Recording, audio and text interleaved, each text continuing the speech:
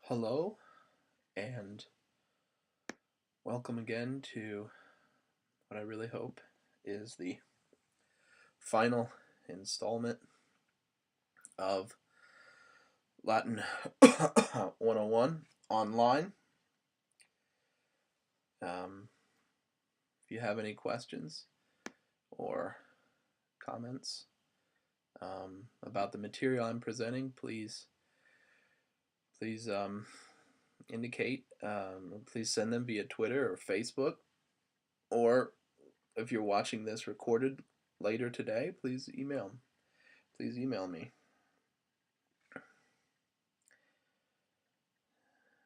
So, what I want to talk about today is the it's the beginning of chapter 13, which is the last chapter we're going to do this semester. Chapter 13, Capitulum XIII.1-39, you'll see on page 100 is 149 lines long, so it's rather lengthy, but Lectio Tertia is a bit of dialogue back and forth between Emilia and Quintus, so it's not, and so in some ways it's probably an easier or a shorter chapter than the last chapter, than chapter 12. What are the highlights of chapter 13? Well, you'll see on page 101 what the highlights are. The first thing is the declinatio quinta, the fifth declension. And again, that has some similarities to some of the declensions we've already seen, and some differences as well. Dies, diei, you'll see the chart there around line 159.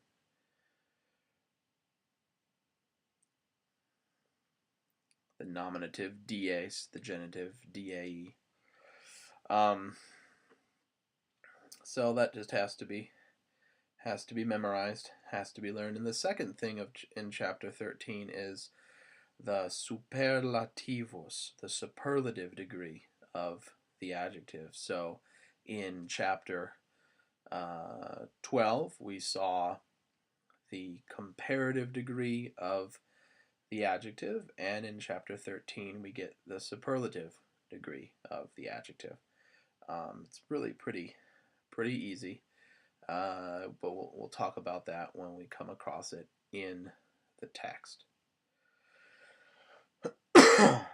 So let's look at the beginning of Capitulum XIII, cui titulus est Annus et Menses. Annus et Menses. A year and months, or the year, probably the year and the months. Annus in duodecim menses dividitur. A year is divided into 12 months. Quibus haec sunt nomina, to which these are the names, right? So again, it's that dative of possession with names.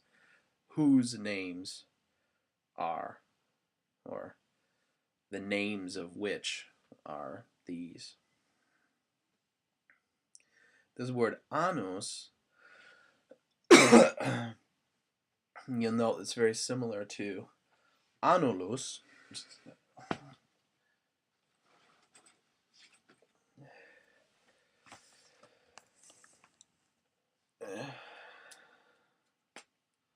Annus and annulus, and it means a ring or a circle, that sort of thing. So the annus is like the circle of of the seasons or of the year.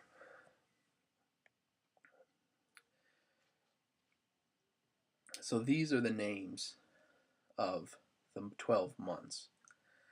Januarius mensis primus. January, the first month. Februarius secundus. February, the second month. Martius tertius. March, the third month. Aprilis quartus. April, the fourth month. Maius quintus. May, the fifth month. Junius sextus. June, the sixth month. Julius septimus. July, the seventh month.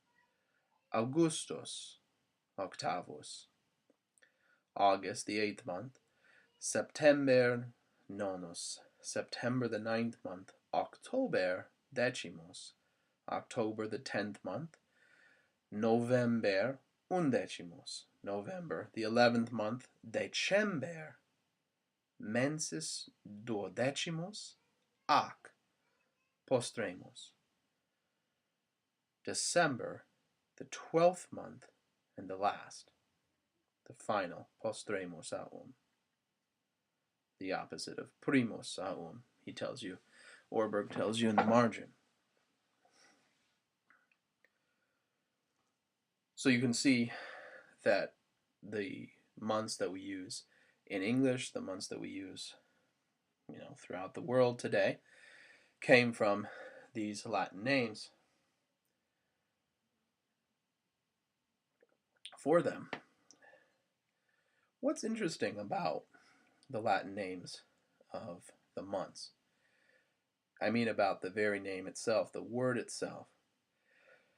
Well, they're all adjectives. They're all adjectives. Januarius is an adjective. Februarius is an adjective.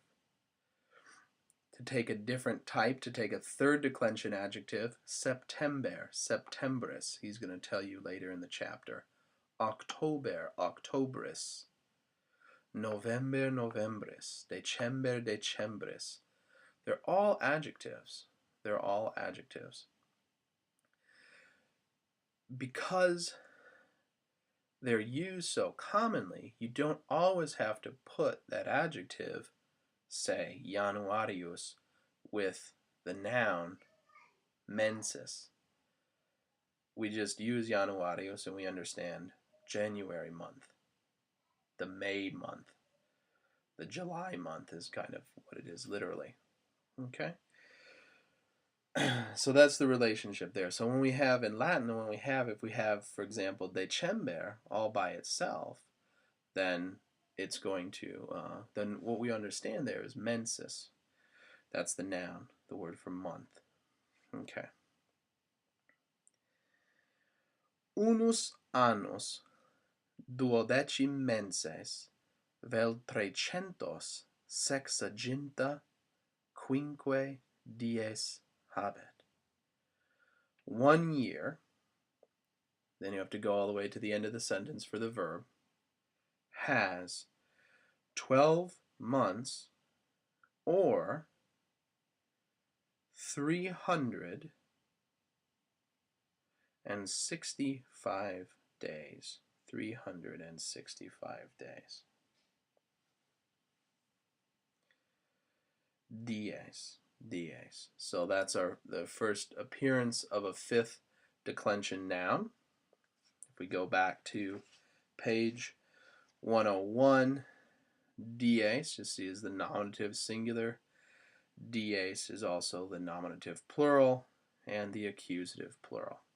So what we have in the sentence here is the accusative. And he's making it not too difficult for you to see that because of trecentos.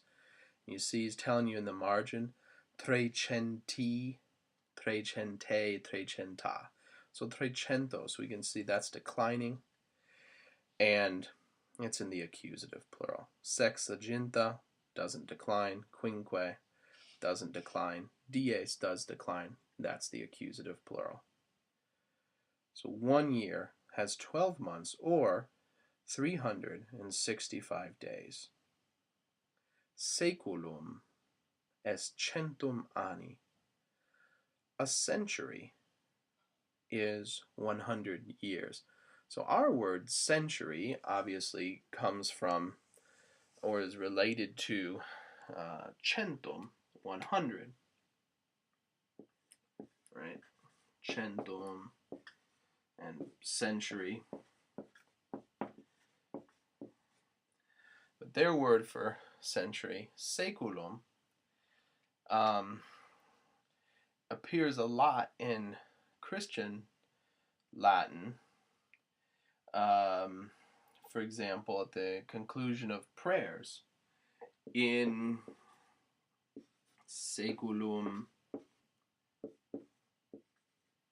saeculi, or in saecula saeculorum. Can we see all that? In saecula saeculorum. So they're in saeculum saeculi, as in the singular, accusative, after the preposition in. And there's the genitive. And here it's the accusative plural, and then the genitive plural. And the expression is something like, unto the age of the age, or unto the ages of ages. And what does it mean? Well, it means forever and ever, right? But this is a Hebraic superlative.